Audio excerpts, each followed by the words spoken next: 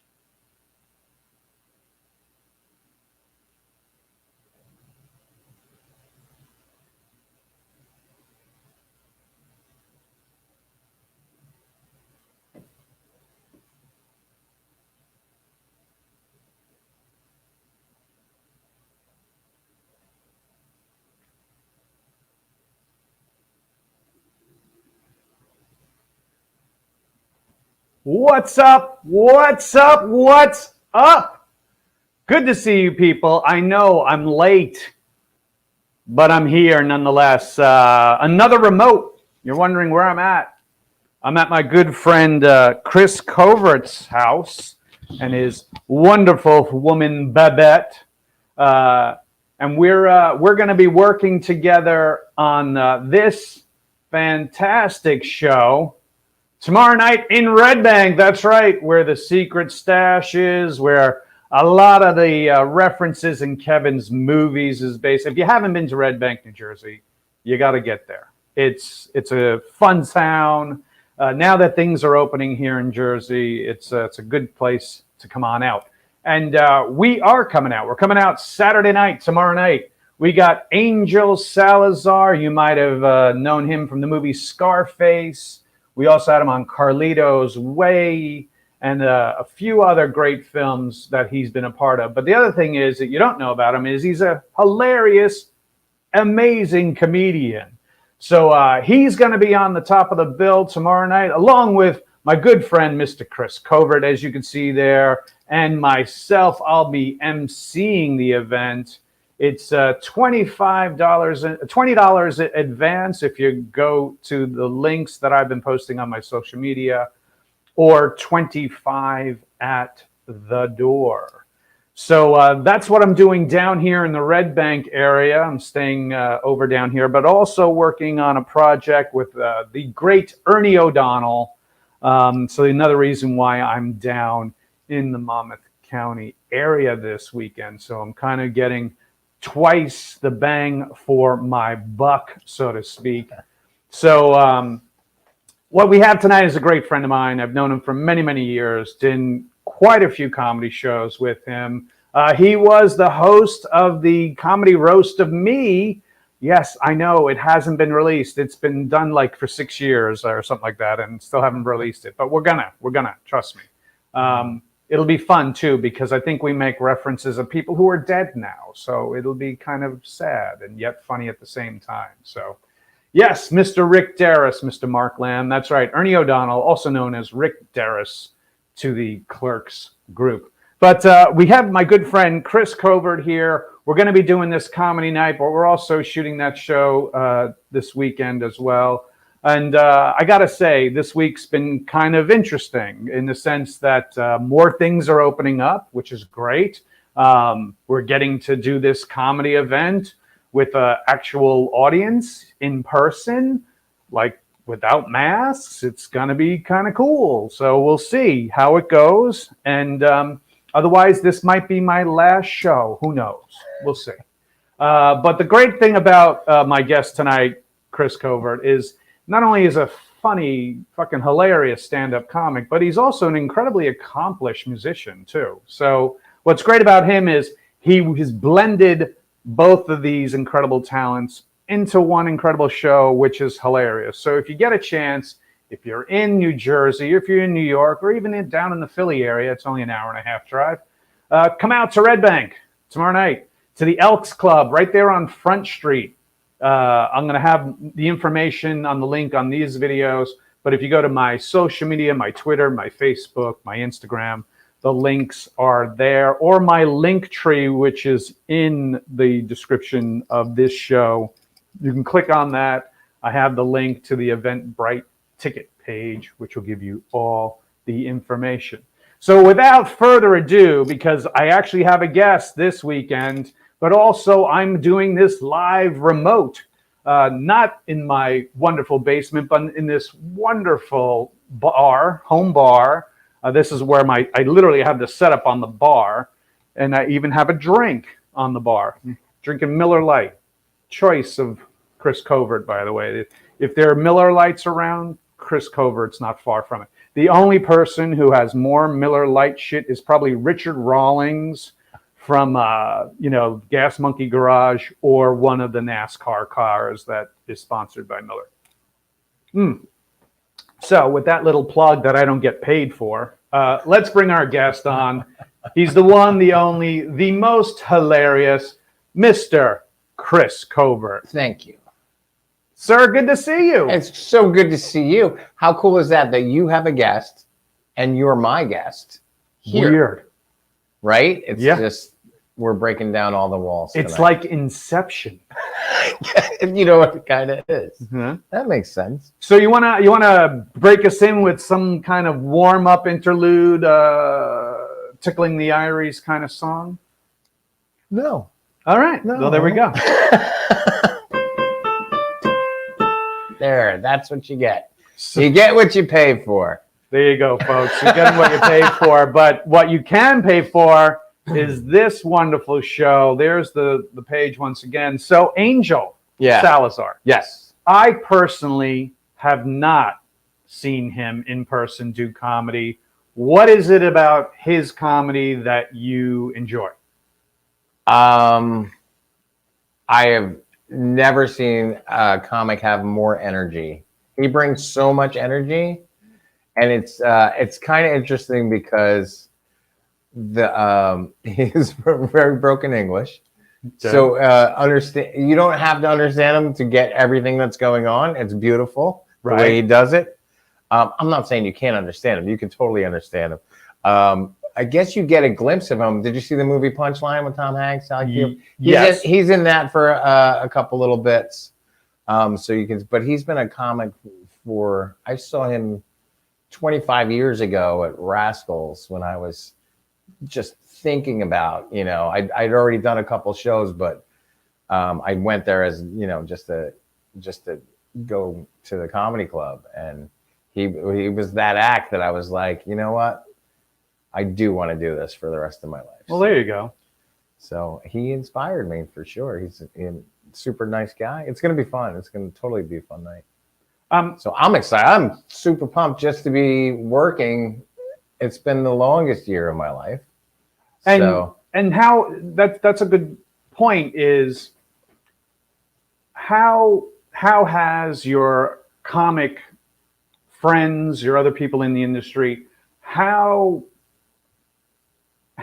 has it affected them in a sense? Like, did they go back to their life decisions and go, holy shit, why did I pick an unessential way of making money? Yeah, a lot of us have other forms of course, but we all collectively have decided that doing comedy on Zoom sucks.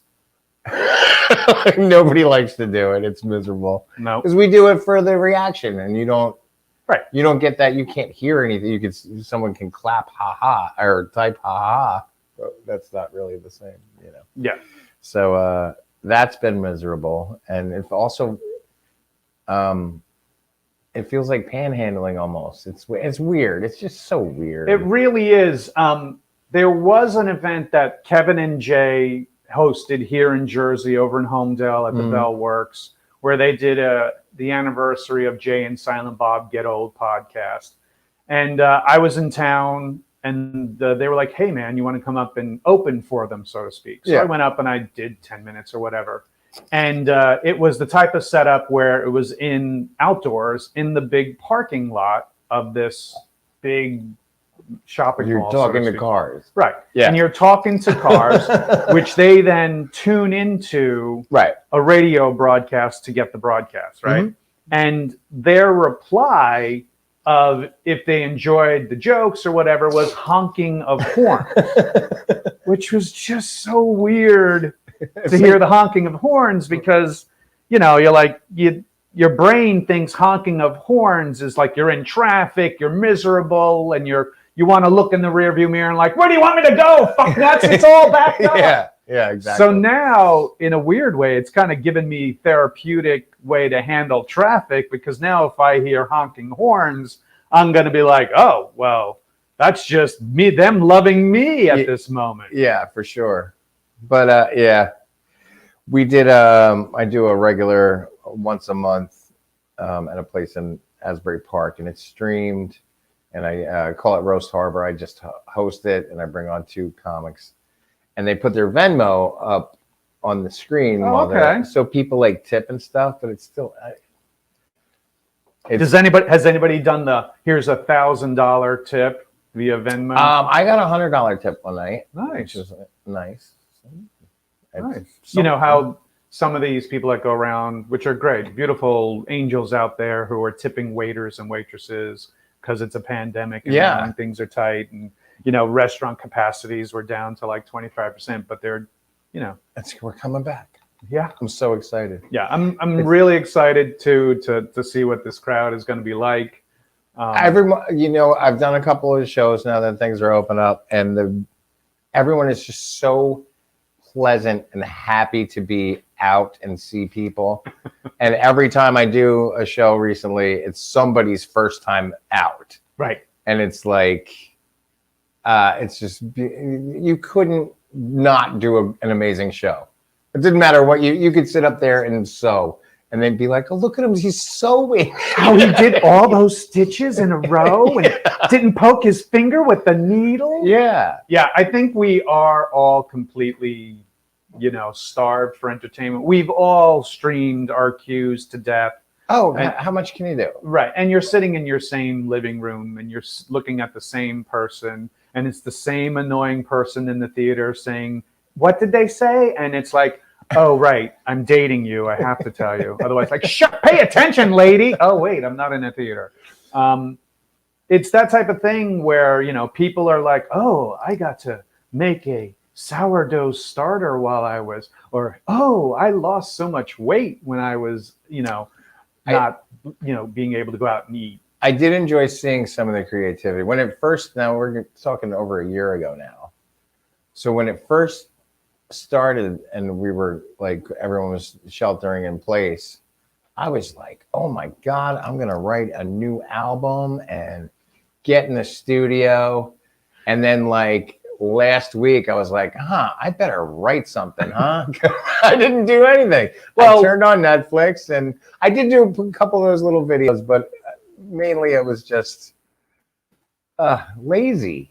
Well, lazy. It was funny because I was forced to this because I kept telling people, yeah, I'm going to do a podcast. I'm going to do this Streamcast. You've been saying that since I've known you. Right. See, and so when this happened and I didn't have anywhere to go to give me the, oh, I can't. I'm on the road this weekend. Oh, I can't. Then I was like, now I have no fucking excuse. Yeah. And so that's why it started. So here we are. Here we are. And I'm glad we're here. And I didn't even have to leave the house. See? That's what I'm going to be doing. I'm going to be like Uber Eats for podcasting. Yeah. Who are we kidding? That's really Ming. See, the big part of, I'm not an excuse because I am somewhat lazy, but I like to write after I hang with friends and especially creative people like yourself or other comics, and we just get to chatting and bullshitting and just it churns something up. Yeah.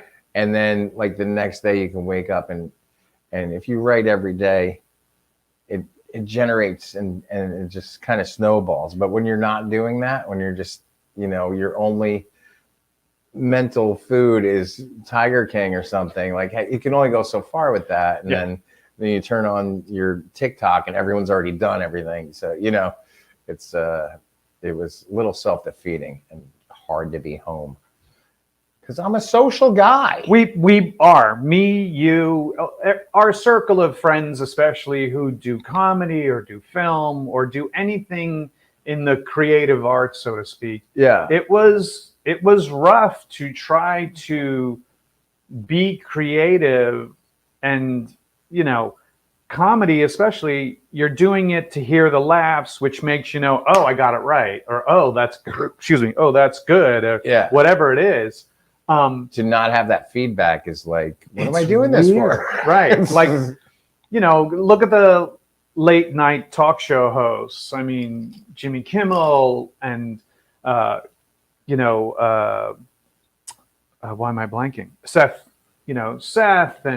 and Colbert, like, they're just in an office or just them, and they're lucky if all the writers come in and sit in the audience and laugh. Right. But a lot of their writing meetings, like Seth Meyers was talking about, is over Zoom, and then that's it. And then they don't even come in for the record. Right. And so they don't know where are they at with the comedy. And even watching it without the laughter, without that live something, it's hard to watch. It's just like, yeah.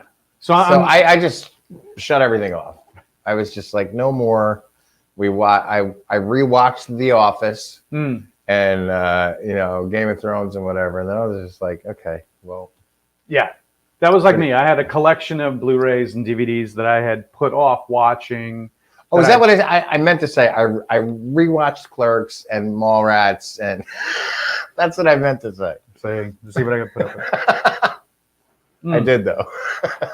But listen, I'm not going to have you sit in front of a keyboard and just talk to me over a keyboard.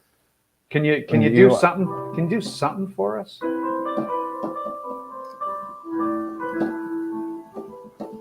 Chris Covert, everyone.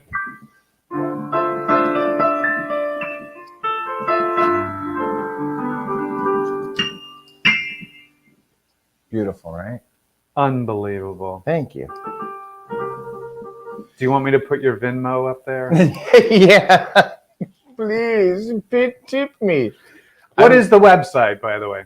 For what? You. My website. Your is website. Chris Covert Comedy. There you go. There you go. I got a couple great shows in the area coming up.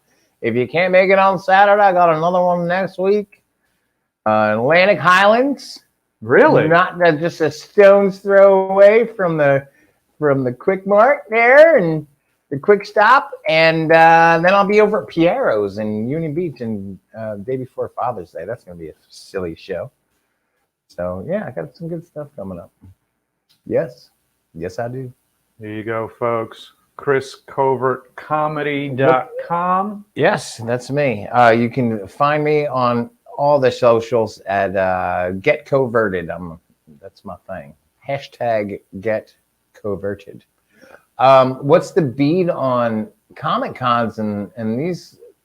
Are they going to do some outdoor? Maybe just.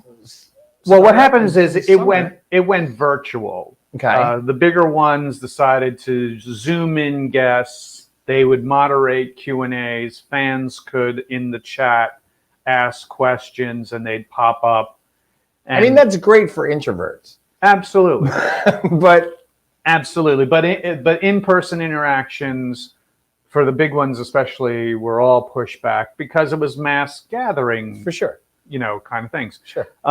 There are smaller signings and stuff at individual comic book shops. I was down on the Gulf Coast a couple of weeks in Mississippi and Alabama, Gamers and Geeks in Mobile, Alabama, and Biloxi, Mississippi. I was at 3 Alarm Comics. And we had because you can manage the amount of people coming in. Everybody wore masks, and when photos were taken, they were on the other side of the table of me, and I made it look like I was next to them, but you had 6 feet apart. But now that restrictions are being lifted and bigger shows are being allowed to have, bigger crowds, the bookings like from August on is nuts. Yeah, I'm sure. And so, and the because they're hedging we're pretty much right. Yeah. Knock wood. Yeah. But they're also, and plus, please get your vaccine. Just do it. Don't argue. Just get it done. So you have a little microchips in you. You get better 5G, I hear. But it's that type of thing where even the celebrity guests are wanting to get out of their own houses to get to these cities themselves, and I just don't want to be near my house anymore. Yeah. I don't want to have to look at that dripping sink that I said I would fix, but I'm totally not going to fix. That's what the first, I guess the first couple of months, because I guess we started in March last year. So as it got nicer and we're just home alone, she's looking out in the yard going, I bet a raised garden would be nice over there. And I always wanted a pergola over there. Maybe some, by the end of the summer, I was just exhausted. I didn't even have, it was ridiculous. See, you should have written to Home and Garden to do epic gardens and have them do it for free. Well, they wouldn't come out. Unbelievable. Right? But it's nice to see that the nightclubs will open up because, I mean, there was a fund set aside for entertainment relief, unlike the PPE loans. It was specifically for like museums, I thought you... music venues, nightclubs, cabarets, things like that. There was allocation of money during the previous administration that didn't get out. Okay. So then in part of the 1.9 billion that was passed with this administration, they added like another $1 billion or another something like that to the previous money, but everybody had to reapply. So hoping that these places that we love to go see bands, stand-up comedy, concerts, museums, movie theaters can get the money and get started again because, it's just going to be nuts. Rental car companies are having a huge issue because to keep themselves afloat, they sold off a majority of their inventory of cars. Oh. So if you wanted to rent a car now, some cities you're kind of shit out of luck because they haven't been able to bring in new cars, and then the car makers are having an issue because they don't have semiconductors for the computers in the cars because the factory in China can't make them fast enough. So it's a huge backlog. And so if you're planning your vacation, you may want to take your own car and just drive wherever you want to go. Plus, it's better. It keeps the economy going. You get to see America the way it should be by car with screaming kids in the back going, "Are we there yet?" Wally World. Wally World. So, Covert, what is it? Who is it in the comedy world that you would like to see live now that we're going to be back live? Oh, is this a dead or alive person? No, you could be, well, I mean, live. Dead, yeah. By the way, this week we did have an amazing comic pass. Mr. Paul Mooney. Yeah. Big ups to Paul Mooney. Paul, some of his comedy was the absolute ultimate of subversive, pointing out the absolutely injustices that we do to each other, but with a laugh and working with the greats. With a humorous. Yeah. Some of your younger viewers might not know who he is, but Google some bits. Richard Pryor he worked with. Hell yeah. He wrote for the Chappelle Show. His own irons in the fire. Oh God, yeah. And he was just so smart. Yeah. And he would hit you with some really multi-level levels of comedy that you didn't realize. That famous bit on SNL with Pryor and Chevy Chase, where Richard Pryor is applying for a janitor's job, and there's like a psychological test, and then the Chevy Chase starts spouting out all these kind of racist kind of words and phrases, and then Pryor's coming right back at him. That was a Paul Mooney written bit. So, I mean, and that's forever. Whenever you talk about Richard Pryor on Saturday Night Live, especially, that pops up. Yeah. So, great stuff. So big ups to Paul. He was a hilarious man who knew how to use his gift to fight for justice. So, but getting back to the question, who would you want to see now that we're out? Now that we're out, I hear Chappelle's coming to New York. Love to see Chappelle. We were just talking about the time Jim Gaffigan opened for me. That's right. You want to Gotham. tell that story? Jim Gaffigan? I love Jim Gaffigan. I'm amazed at how he can take the most simplest of topics and make 20 minutes of hilarity. Hot pockets, bacon, like you name it, he can do it. He kills. Well, all right. So the unwritten rule is, especially once you reach a certain level of comedy fame, you can just go into anywhere and just perform, work your stuff out. It's great for the audience. They'd, oh my God, so and so's here. So I was doing a show in Gotham, and I was up next. I was getting ready to go on, and the booker taps me on the shoulder, and he said, "Hey, we're just gonna hold off. Jim Gaffigan's gonna do a couple minutes." I was like, "Oh, okay, great." But a couple minutes was like 40 minutes. And he totally destroyed the room. Everyone was crying. Like, there was not a laugh to be had left. And then I had to follow that. And I proceeded to I was just so flustered at that point. I was just, it didn't go. It didn't go as well. I was so pumped to be, I'm at Gotham, blah, blah, blah. And then I got up there and just ate ass for 10 minutes. It was awful. It was pretty awful, but so I just tell everyone that Gaffigan opened for me.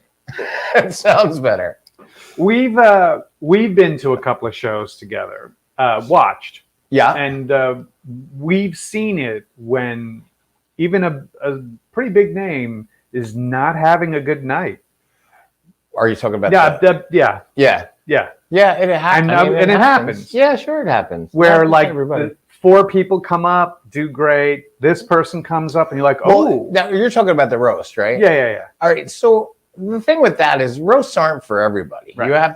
You have to be a certain kind of person to be able to roast. Sarcastic bastard. Let's be honest. Well, you also have to have it in you to be able to be mean nicely. Right. Because if you just get up and say mean things, it's not going to work. There should be a joke tied to it. So yeah, one particular night, everyone was killed, and this was there was a pretty monster dais. Correct, a monster dais and a monster. The guest, the roaster, the roastee, was a pretty big name. Yeah. I guess we're not going to say names. No, we're not. We're not going to save the. But one comic was just not having a good. I felt so bad for them. Yes, and everybody was just looking at each other like, "Is this the undoing? What's going to happen next?" But whatever. It happens. It happens to everybody. It does. And the night of my roast, which you organized a few years ago. Yes, I was the roast master. You were honored to be the roast master. And we had quite a bit of a dais. We did. We had all the comic book men. Kevin Smith came. We had you. Mm-hmm. We had me. Uh-huh. We had Diana, my girlfriend, Diana, who killed. Yep. I think she was sponsored by Bartles and James or one of these wine companies. She was. She's so tiny. Yeah. I would think like maybe a glass would get her drunk. Pretty much, it does. I know. I don't know whether it was the 8th one or the 9th one, but one of them did. Yeah. Definitely, she was feeling no pain. Nope. That night, or fear of telling some of the jokes that you set her up with. I think I did right. Yeah. I might have wrote 1 or 2 of those. We are going to eventually release this roast in its entirety. I have the footage. Yes, I know. I gave it to you. Yeah, it's there. Yeah, I would love to. I think for the Clerks 40th reunion, yeah. I think what I would like to do, though, is take a camera out to each one of the people who are on the dais and interview them watch the roast, interview them, and then do the roast and then the behind the scenes video together, I like that idea. which I think would be sure great. like that idea. Yeah. I wouldn't mind doing the whole night again. Yep, sure. Not me, but sure. It was fun. It was fun. We should do Ming. It was still. Can I say one of the lines that I did for you? Yeah. No, I'm. You know what? I'm not gonna. All right. I still feel bad about that one. It was a killer joke, though. I'm not gonna lie. It was a killer joke. It was the whole night. I was blown. Like I've known KP for many years. He's never let me down. For those who were watching. Yeah, KP Burke. His podcast, American Loser, you can find. Awesome. Yeah, it's recorded at Shared Universe, the Yeah. studio owned by Mike and Ming Zapsig. I say that like they're a married couple. But if you get a Aren't chance, they? American Loser is a great podcast. It's a great concept. They pick a loser from history, and they're both. It's KP Burke and his dad. Yep. And they usually have a guest. I've been on it before. By the way, his dad is hilarious. He's very deadpan, and he's got he is funny. He throws some good ones out there. But for my point was, so Brian's roast lasted for about 2 days. I feel like it was the longest. It was. It was like 3 hours or 4 hours long. It was ridiculous. Plus, we boom right out of the cannon. Kevin was in town for something else, and we literally didn't know if he was. We put the invite out to him if he was going to show up, and he came in. I knew he was opened coming. it. I knew he was coming. All right. Well, he would not. It was leave up there Dante where he might hanging. not make it, and he blew it out. Like, the first 5-10 minutes was just him, and it was like awesome. I'm glad he didn't do a Q&A. Correct. Because we'd still be there. Yes.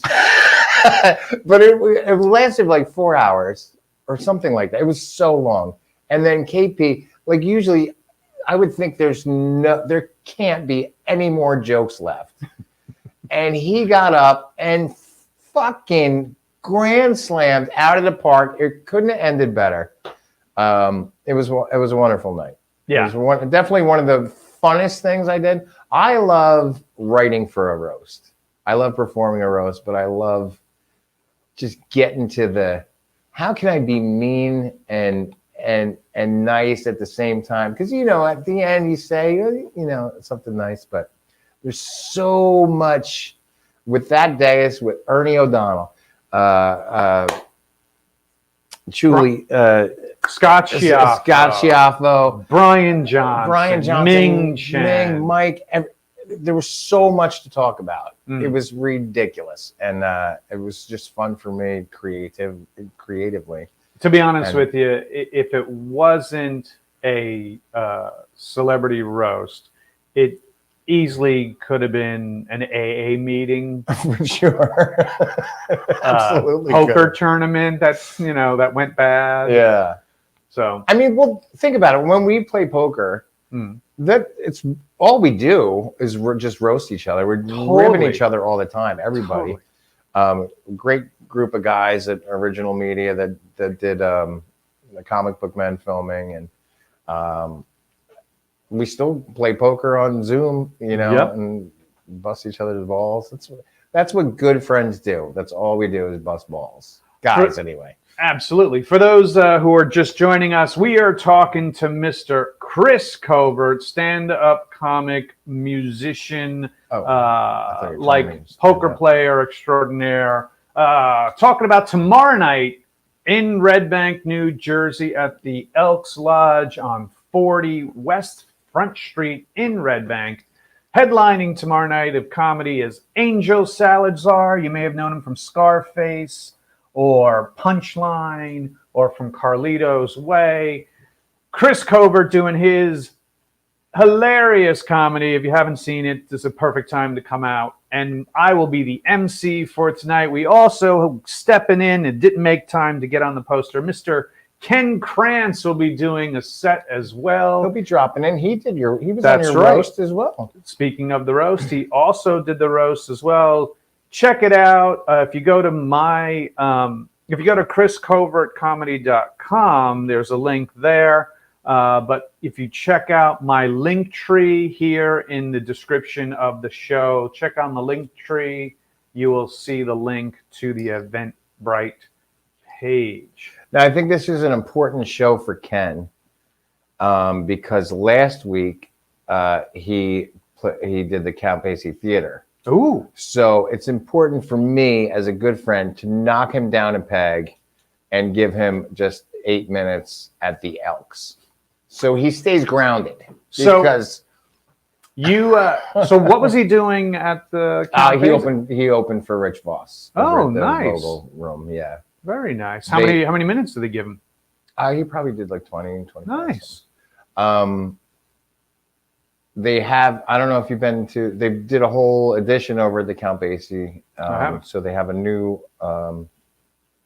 like a black box theater space? Kind of, yeah. It's a standing room, but they bring in chairs for these events and stuff. So they're going to have some smaller concerts. Club, like you would say a club event. Well, they could probably get like 700 or... Wow. Yeah.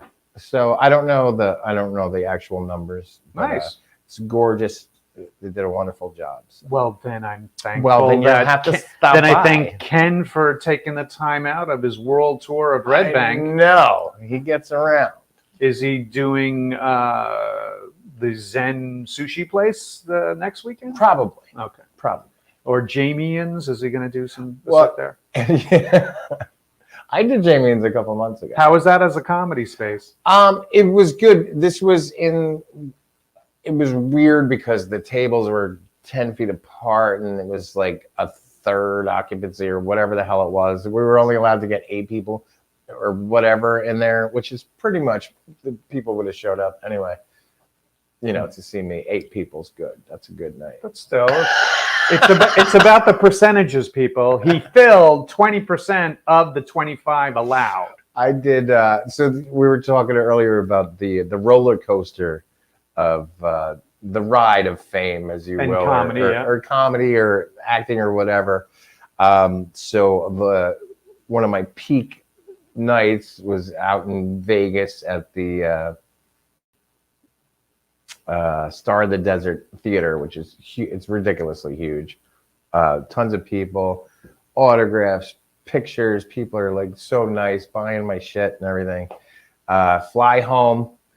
The weekend I fly home, I did a firehouse in front of like 12 people. So it's like extreme, yay.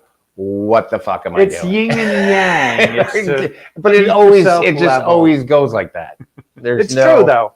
There are times, especially in the acting gigs, it's where you're either being offered like 2 or 3 things that overlap that you then have to cut one out. Like I can't, and then you gotta have a Sophie's choice of which one do I think is going to be more useful or pays better or whatever, and then you can go 8 months of not getting even a hey, could you come sing happy birthday to my daughter next weekend? Like there's sometimes you don't even get nothing. Yeah. Which I've done, by the way. I've gone over to people's houses. Happy birthday. So, you showed up to my birthday a couple years ago. That's right. It was a surprise to you and me because apparently they had set up a murder mystery. My family is such dorks. So I come up like, hey, we're having a party, a surprise birthday party for Chris. We would love to have you come up. I'm like, absolutely. Anything for Chris, I'm there. Come in, and is it your mom or her mom? It was my mom. Your mother hands me a script of like you're playing this character, and it was like no idea. And it was like a medieval Game of Thrones murder mystery. And next thing I know, Chris comes down the stairs and he's dressed in like this yellow night outfit. I was upstairs getting ready. I didn't know, like I knew there was a party, but I didn't know. And I come out of the shower and there's a night outfit on the bed. I'm like, what the fuck is going on? My mom is here. We can't do this tonight. I didn't even know. I'm like, are we role playing? So yeah, you got thrown into that role and you did amazing, by the way. Well, not to brag, but one of my favorite things to do is improv dinner theater. By the way, how fitting. It was the Black Knight in the living room with the spatula. It was. So, You gave me a gorgeous bottle of Black Label Jameson. Yes, that didn't last long. Yeah, I didn't figure. I'm surprised it lasted the night, to be honest with you. I know what to get you, and you know what to get me. You've reciprocated with various drinks coming my way as well. Over the years, we've if you look behind you, there's a lovely sampling of I have on the other side. That's the bourbon. Oh, area yes. There. I have a nice Woodford. There's You do. Basil Hayden up there. We got some good ones up there. See, I knew something was drawing to me as to why I should use this as my background. It's because I'm slowly, as you're talking, just shoving bottles in my backpack over here. Honey, what happened to the Woodford? I don't know. Fucking O'HalloRANT. I love Woodford. It is one of the smoothest bourbons. Very good. It's wonderful. Very good. I like that. For the price, it's great. Bullet, another good one that I enjoy. Bullet. We have some Bullet. I think I have Bullet Rye, actually. Yes. But, you got Maker's Mark, not a bad choice either. I'm not crazy about. I have Four Roses in there. I don't like the Four Roses and the Bob Dylan one. I'm not crazy about that one either. The Stairway to Heaven or whatever that one is. Like a Rolling Stone. Yeah. It tastes like a Rolling Stone. It needs I think I'd rather eat a Rolling Stone. How does it feel to drink a bourbon that sucks? It doesn't suck. It's just, I kind of, with Bob's name on it, I kind of thought it was going to be, unicorns. To be honest, yeah, you would think you'd be tripping afterwards. Yeah. Like, oh, this is awesome. Yeah. But it tasted more like his son's music career. Yeah, probably. The Wallflowers. Yeah. Yeah. I'm more of a, how funny is that before when you were talking about Huey Lewis and you said Huey Lewis. Huey Lewis. And I said, oh, Mark Knopfler. Like you said his name. Right. And I'm like, I just totally spaced. And then I was like, you're talking about Dire Straits. No, I'm talking about Huey Lewis and the News. You actually said Huey Lewis. And I'm like, oh yeah, Mark Knopfler. All right, for the audience that doesn't know what we're talking about, we were talking just about comedy and openings and stuff. And when Huey Lewis and the News, my good friend David Madison has a really great friendship with Huey and everybody in the band. And they were launching their anniversary tour of Sports, the album Sports, where pretty much every song on that album was a hit. All the good ones. Yeah, and they were launching the tour starting at the State Theater up in New Brunswick, New Jersey. And he recommended me, my good friend David, recommended me to open up for them, like do 5-10 minutes to open up before they went on, because they didn't have an opening band.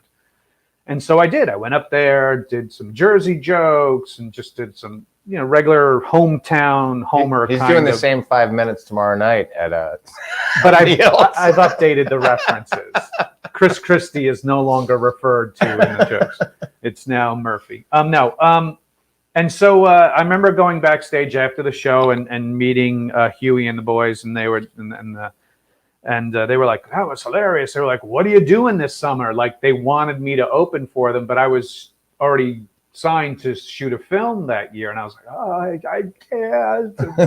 So I never got to do that. But well, you got to do it once. I got to do it once, and I can say I opened for Huey Lewis and the News. That's right. So just like you opened for. Oh, I've opened for. Or actually, I've opened. Gaffigan opened for you. Gaffigan opened for me. Yeah. I've opened for Artie Lang at the Basie. Nice. It was a nice sold out show. It was like 3,000 people. Wow. It was crazy.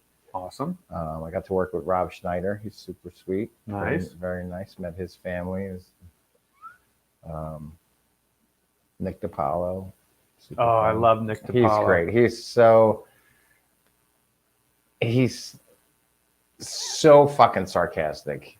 I feel Nick DiPaolo was like Bill Burr 1.0. Yeah. Like, you can see how Bill Burr and him are incredibly similar in style. I mean, both of them being Boston guys. Yeah, for sure. And I'm not saying the accent, but their that edge, that area, sarcastic take. Sure. Yeah. And it's He was super fun. All right, I need you to play something. Come on, man. What is with you? I mean, Just play something. What do you want me to play? I'm getting requests like, why is he behind a piano for people joining? Because there's not enough room for both of us behind the bar. Well, that's plus, I really didn't want him to see me stealing his whiskeys.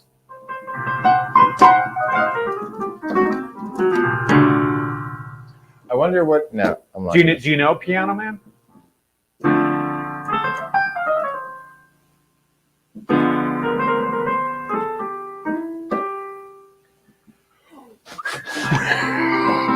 I don't have the. That's fine. I need people know that there's a harmonica and something. I'll give you the.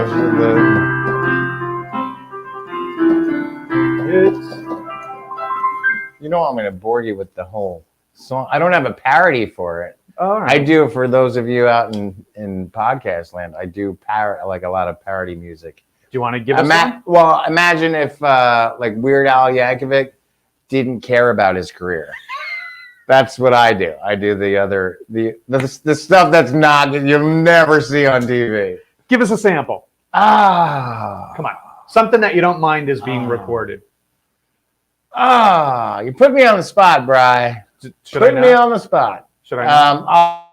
I'll think of something this week. Okay. I actually have to pee. You go pee. I'll come back to me. I'm sorry.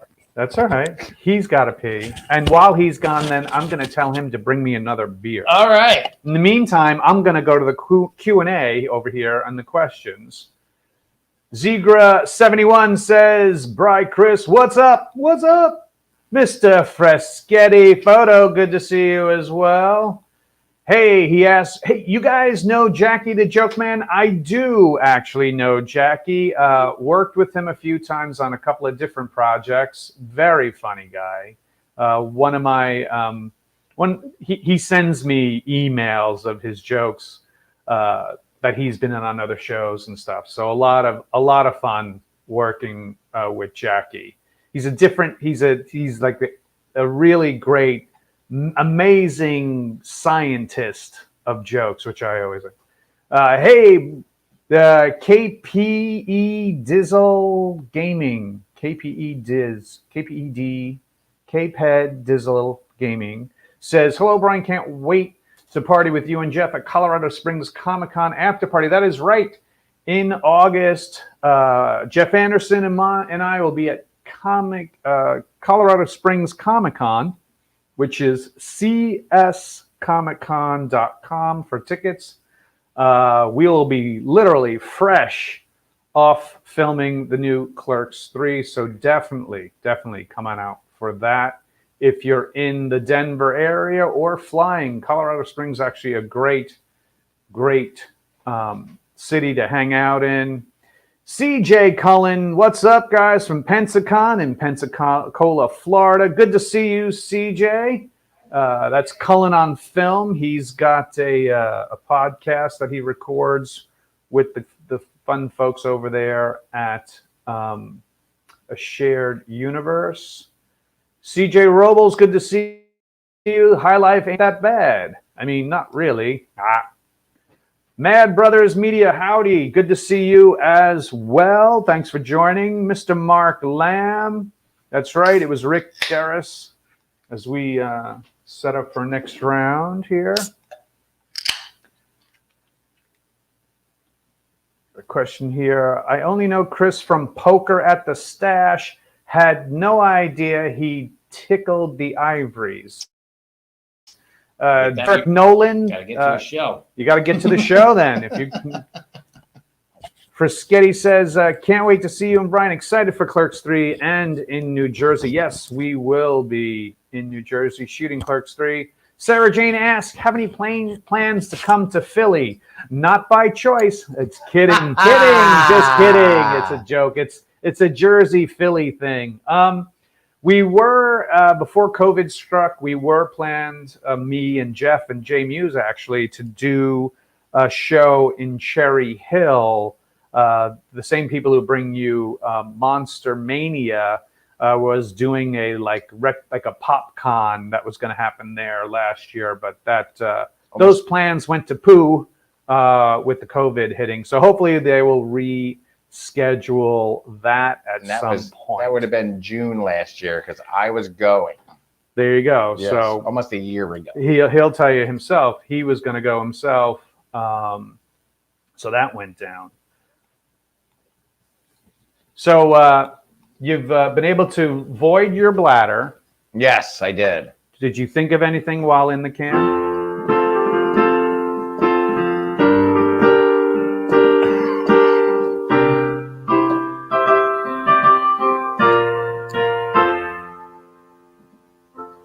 Bottle of red, bottle of white.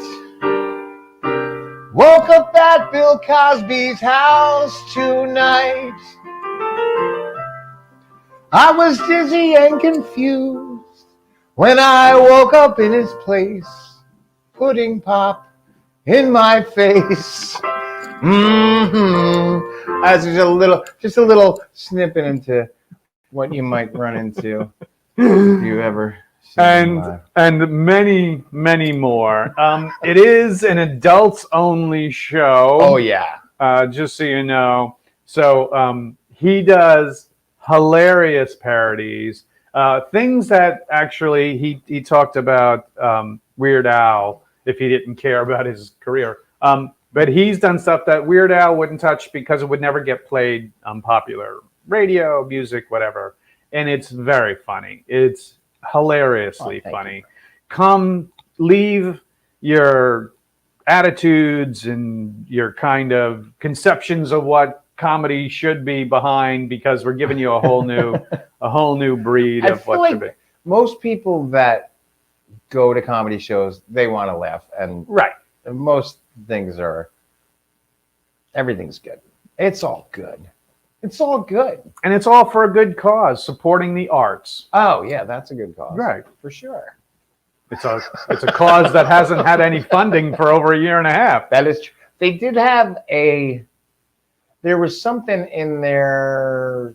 Kevin sent me something about gig. You can claim loss of gig work or something like that. Yeah, there is in the new COVID relief bill, there is relief for gig work, which that's pretty much what everybody in the arts is. I don't know why it's not gig work. Like, that's the life of an artist. Because it varies so much on how, there's many different levels to extremes. So, it's not like... Well, yeah. It's not like an unemployment check where they see... Right. But I mean, when you look at Comic-Cons or even comedy festivals, comedy festivals bring in comics from all over the world at multiple venues. If you're doing Montreal, or if you're doing Aspen, or if you're doing New York, or the LA Comedy Fest. And even then, you're bringing all these great comics together in multiple different venues. Comics lose out. The venues that host these things lose out. The waiters, staff, and kitchen staff that work those venues are losing out. The hotels that these people fly in to stay at, and other fans who come in and stay at. And it's the same thing with Comic-Cons. But who really loses? The children. It does. It's true. Children. Yeah. Why? Because their parents are out of work, and who are they going to take it out on? Exactly. No, you can't have the new Sony PlayStation 5. They're beating their kids. They are. It's awful. But I hear children's tears makes that sourdough starter that much easier to start. Oh, okay. Yeah, because it's tears of children that are sour. Okay. Okay. That is not a sample. Not a sample of the jokes. But if you like it. You're trying out shtick on me. I'm moving in 10 minutes. I'm just going to do 10 minutes in front of you. I'm just going to do 10 minutes in front of you. Yeah. 40 minutes later. No Q&A. No, I'm not opening it up. We don't have time. Angel he's out of his mind. He might do 5 hours to. I don't know what to expect. Listen, I'm off the stage by that point, so it doesn't matter to me. We're going to be at the bar. Yeah. Getting loaded. Listen, as long as the money made it hasn't been used for someone's bail money, I'm cool. Well, we won't know until the show's over. We'll see what happens. You never know. So if you'd like to contribute to a legal defense fund, come on down. Wouldn't that be something? Stranger things have happened. Have you ever seen that? Have you ever seen comics fight backstage or punch someone out saying you jumped my joke or whatever? I haven't seen too much of that. I've heard whispers, but not confrontations. Most of there is a little something. It's usually about somebody blowing the light, which means if you're on stage and everything's kind of timed. So everyone has their allotment of time. So if you somebody will light from the back, so only you can see it. It means wrap up. You got to get off. The next person's coming on. So if you just ignore that or blow it, it happens a lot with the new kids. They're not aware of it or they don't care. Right. But I think it's a big no. If you're lit, get the fuck off. Well, and especially in New York City, especially a lot of the cities and even the smaller towns and city, comedy clubs have multiple seatings. There's usually a 7 o'clock show, a 9 o'clock show, and then either an 11 or a midnight show, depending on how low the show is. So everything has to be. Yeah, everything. You got to get that. You got to get that audience out. You got to get the new people in. So dishes have to be cleaned. Things have to be reset. So there's usually about a half an hour at most that a comedy club has to clean everything up, reset the tables. Not a lot of time, really. There's usually not a lot of time because time is money. The more you have people sitting in the seats, the more they're hopefully drinking and stuff like that. And so it's an important business that millions and billions of dollars just in the year of not being able to do it has cost the trickle down effect, like I said, so many things. Yeah, I mean, by the time it gets to us comics, it's hundreds of dollars, but there is a lot of money at stake for somebody, I'm sure. Of course. It's a goofy business. But, of course. There's nothing like it. There's no better feeling than making people laugh. Once again, there's one better feeling, but we're not going to talk about that. Well, yeah. Once again, we are joined by. I'm at his house with his wonderful lady Babette here in the Monmouth County area because tomorrow during the day, myself, Angel Salazar are shooting part of a hopefully TV series with Ernie O'Donnell called On Our Own. And while down here, I'll be doing a show tomorrow night with our guest, Mr. Chris Covert, headlining with Angel Salazar at the Elks Lodge, 40 West Front Street in Red Bank, New Jersey. Tickets. It all sounds so awesome, and then it's at the Elks Lodge. But listen, I think it's the word lodge that gives it that.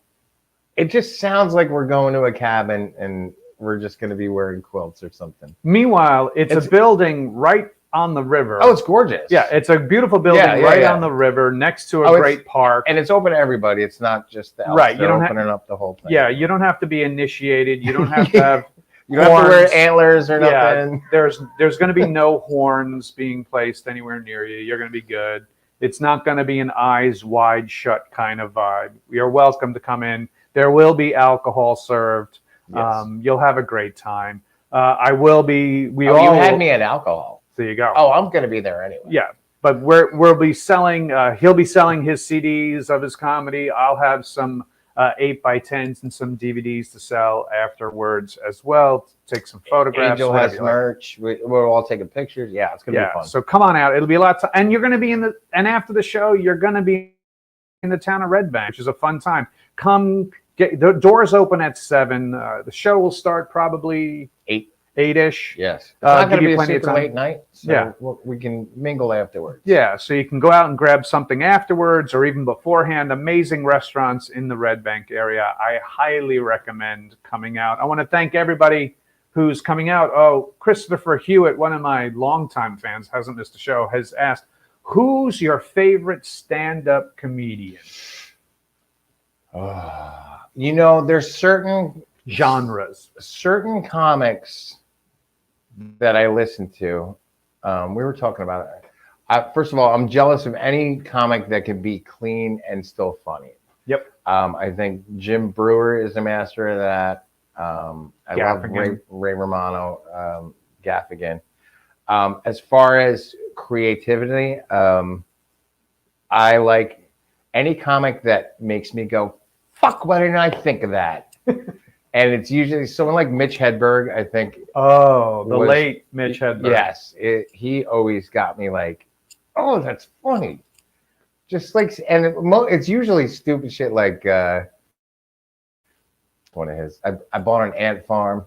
They didn't grow shit. You know, just shit like that just cracks me up. I'm like, it's so simple. Yeah. Why didn't I think of that? So he's one of the great. Stephen Wright's also good for those kind of that shit that just gets you thinking. Yeah. Deep observations. I like, oh my God, that's genius. Yeah. I love. Go ahead. I don't really like political humor. I think mostly lately because it's all over Facebook and I'm just done with it. I don't care. It just angers me. But that being said, Lewis Black, I got to meet him and talked with him at great length. He is one of the nicest comics I've ever met in my life. Such a sweetheart. Him and Drew Carey, super sweet. So did I answered that question by naming every comic I could think of? No, but you had reasoning behind it all, which is always great. I mean, I'm the same way, but I narrow things down to the genre of their comedy. Like political humor, I love, and the king of political humor for me was always George Carlin, especially later in his life. He did a lot of why the government and society and things like that. Sure, he liked his soapbox at the end, but you got to hang with Carlin. I got to be opposite screen of him and get to meet him. I have his book Brain Droppings that he signed, and me and him as Cardinal Glick and me as Gil Hicks, or rather Grant Hicks, the reporter, in our costumes taking a photo together was it's something that's most cherished that I have.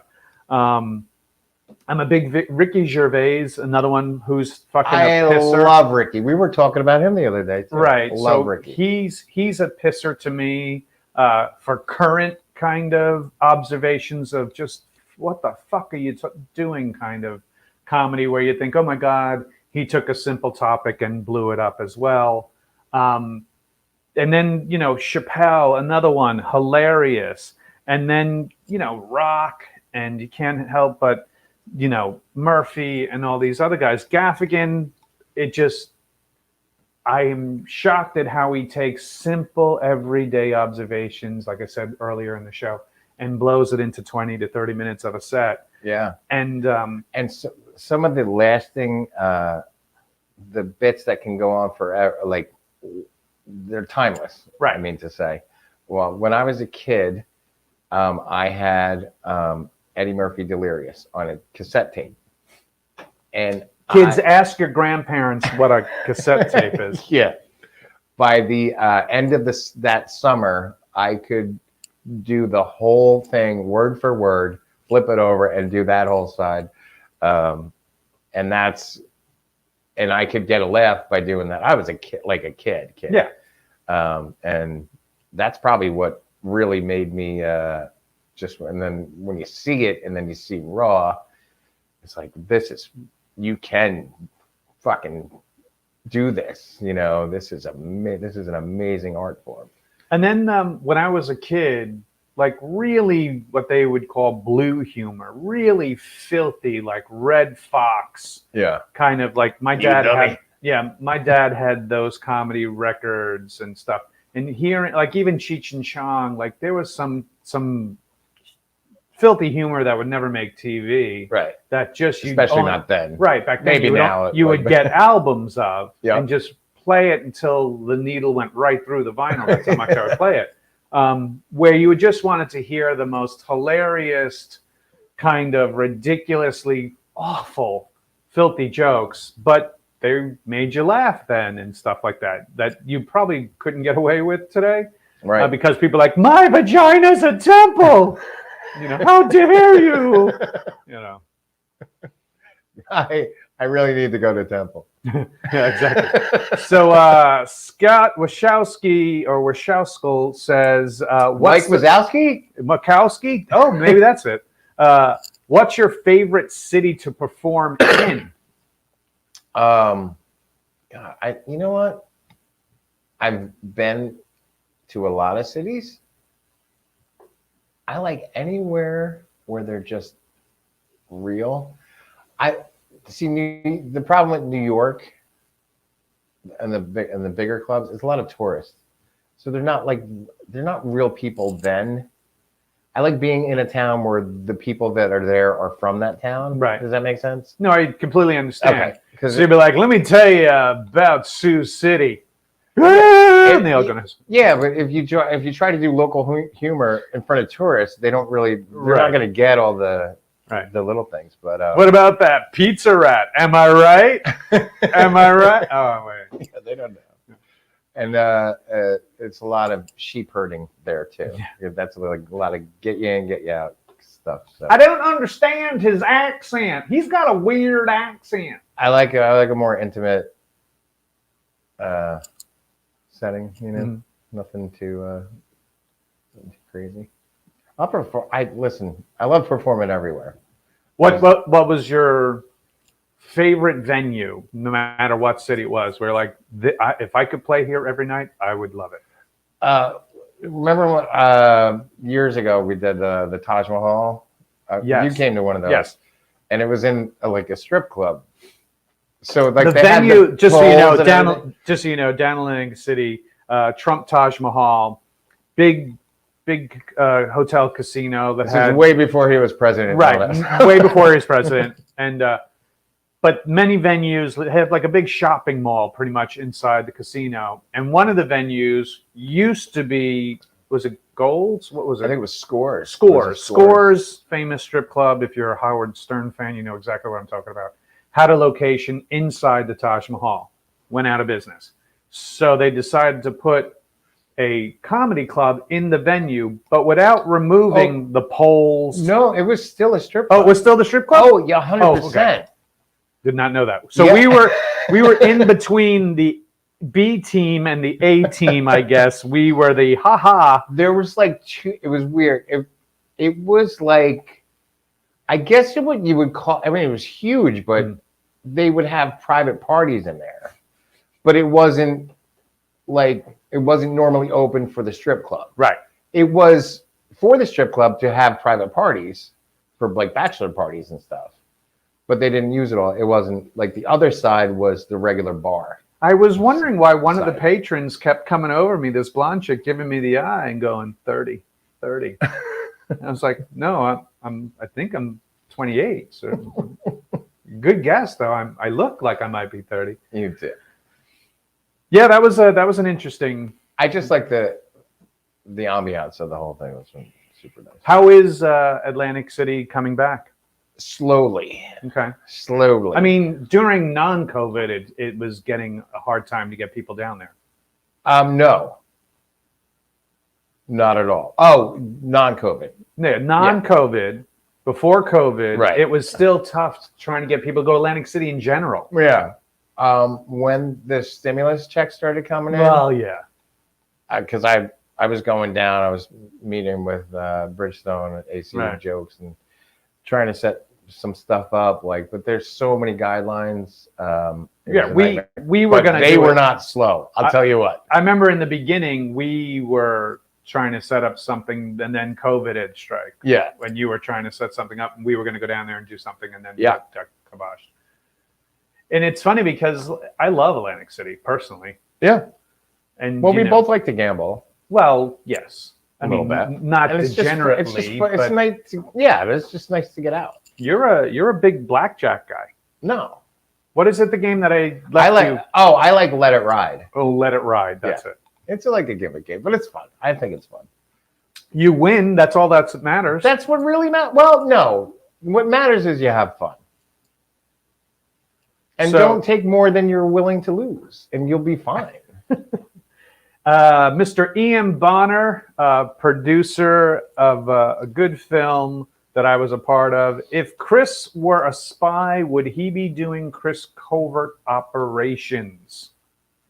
Sounds like a podcast for you.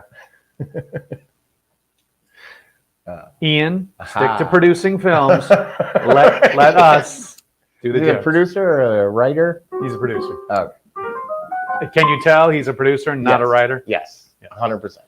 Yes. I'm kidding you. Covert. It's an easy target when you say Covert. And that's not a stage name. That's my actual. That is. My That's his actual name. actual name. I've seen numerous depositions with that name on it.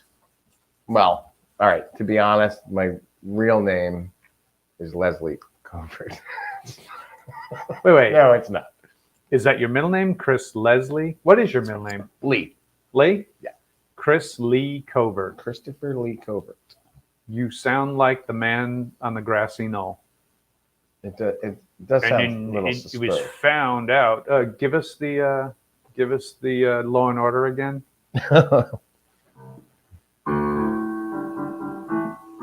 And here he was, Christopher Lee Covert, found to be the third shooter on the grassy knoll. Next time on Covert Mysteries, Yes. Covert Operations.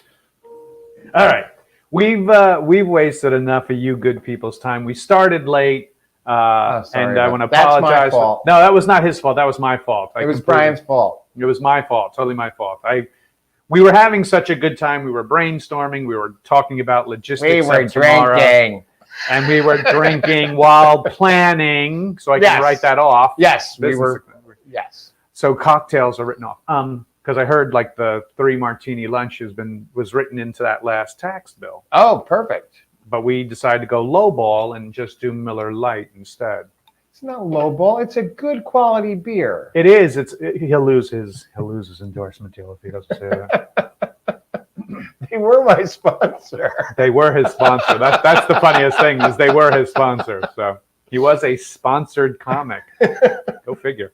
I think, and that was tough for Miller Lite to pull away what everybody knew the normal sponsor for comic was heroin. Heroin had a Loctite seal on comics for many years. Did you say before that does NASCAR, do they have like alcohol cars? Like, is there a Miller Lite car?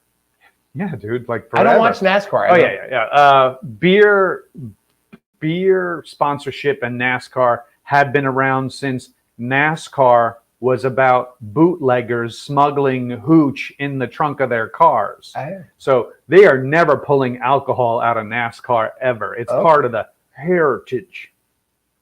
Okay. Yeah, so there's a Miller Lite car. I think I forget who the big famous old time driver who drove the Miller Lite car was, but There's a famous driver? Wait, was that number 3 guy? no, that's Dale Earnhardt. Yeah, well, that's good though. You pulled that one out of your ass. I've seen it on like the back of people's cars. Every third lap, they hold their number 3 up. Yeah. Dale, and then his son also drove. What was that? What was the joke? What's the difference? Careful. Oh, am I gonna offend anybody? I don't know. Just say. No. What did Dale Earnhardt and Pink Floyd have in common? What is that? The last hit was The Wall. Oh, Is that wow? no? It's Wow. not. I didn't write it. No, who wrote that? Who I can we don't blame? know. Someone that knows NASCAR. 'Cause I don't. Ladies and gentlemen, if you're a NASCAR fan or you're a part of the Earnhardt family, my apologies. Oh, you think they're watching your No, podcast? of course not. They're not watching this. Especially it's a weekend. They're gearing up to watch NASCAR. But I want to thank my good friend, Mr. Chris Covert. We're going to be seeing tomorrow. If you want to see more of this fun stuff live, But tomorrow even night- better. but even better, Yeah. where you can drink alongside with us tomorrow night at the Elks Lodge in Red Bank, New Jersey, 40 West Front Street. Come on down early. Go see the new location of the Secret Stash. Oh yeah, and I did the ceiling on there. That's correct, Mr. Chris Covert. You didn't tell him I was an artist, did you? I did not. He actually, my fans they're seeing the actual poster you put up right now. He did all the graphics you see for the poster. He's an amazing artist and graphic artist as well. But if you go to the Secret Stash and look up like the Sistine Chapel, like creation, That's his good work up there as well. But join us tomorrow night rather, where you can ask him those type of questions and more. Go to the Eventbrite page or go to my LinkTree in the description of this show tonight. Click on the LinkTree. You'll see the link to the Eventbrite page. $20 if you buy it through Eventbrite, $25 at the door. It is an adults-only show. There will be beverages. I want to thank everybody for joining this evening. Everybody. Rusty Wallace. Yes, Scott, it was Rusty Wallace was the famous number 2 Miller Lite card. Thank you for playing. Rusty Wallace, does he win a T-shirt or something? No, he doesn't win nothing. I was trying to think who the famous old-time driver was, and it was Rusty Wallace. And I think it's his son who now drives it. So it's like being passed down through the family. But yeah, this has been a fun time. I'm so glad that I was better late than never. Was glad to get this show up tonight. My big hand for Mr. How are we going to know if they're clapping? Well, they do the hand emojis. Oh, okay. Big round of applause for Mr. Chris Covert. Thank you. He's also a New York Rangers fan. That's another connection we have together. We've been to quite a few Ranger games together, not this season, obviously, or last season.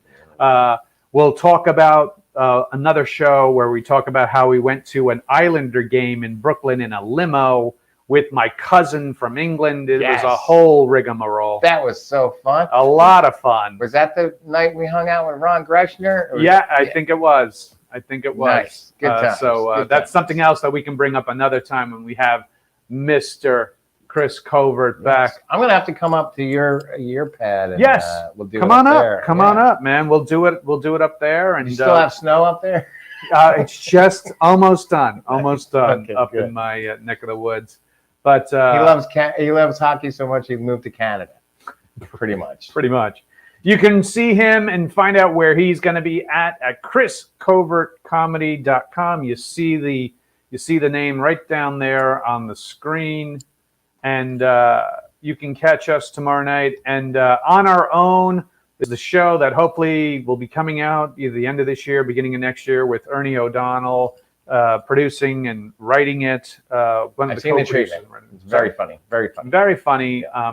You see me in a different light as well, playing a very different character. Thank you all for joining us. Sarah Jane, Fraschetti Photo, Scott, Ian, Derek, KP, Zygra, and Christopher, Michael, and John. Exactly. One True Ricky. Everybody, thank you guys so much. Do you want to play us out?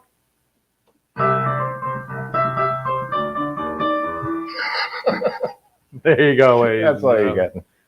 That's all we're getting tonight.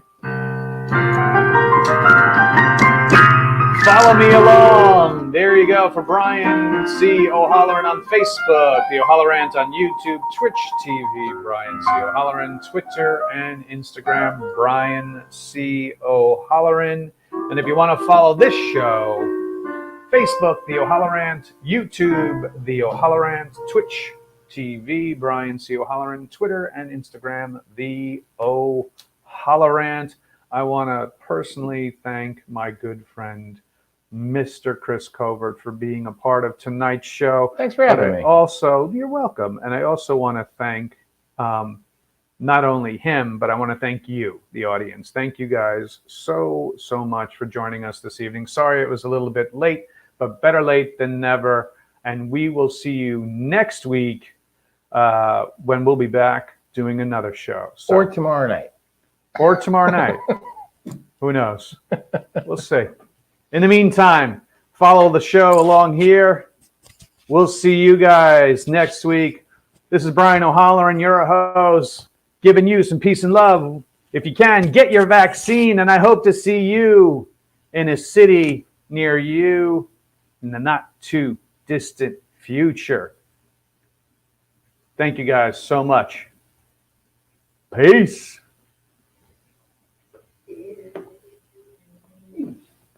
Nice. Good show, bud.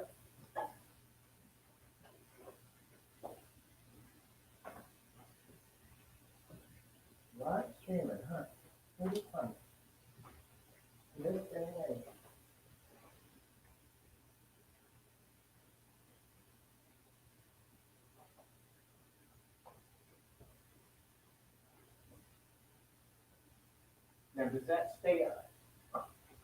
Sorry? Yeah, it's still live, but I have us muted, so don't worry about it. I always like to just fade it out with some music and then the links to things. Nice. It's past my cigarette time. Sorry.